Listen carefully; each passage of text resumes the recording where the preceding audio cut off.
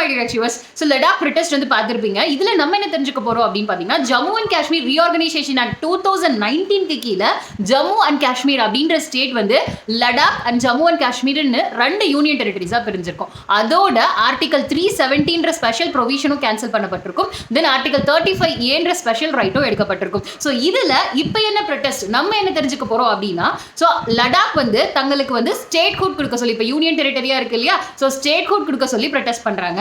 அதோட அவங்களோட உள்ளூர் மக்களுக்கு எம்ப்ளாய்மெண்ட் ரிசர்வேஷன் வேணும்னு ஷெட்யூல் 6 கீழே அவங்களுக்கு ட்ரைபல் ஸ்பெஷல் ப்ரொவிஷன்ஸ் வேணும்னு கேட்டிருக்காங்க. அது மட்டும் இல்லாம லோக்சபா எலெக்ஷன்ல, அதாவது லோக்சபா மெம்பர்ஸ் பார்லிமெண்ட்ல வந்துட்டு லோக்சபாக்கு கீழே நாடாளுமன்ற உறுப்பினர் தேர்தலில் 2 சீட் கேட்டிருக்காங்க. ஸோ லடாக்குக்கு 1 கார்கிலுக்கு 1ன்னு சொல்லிட்டு 2 சீட் வந்து கேட்டிருக்காங்க.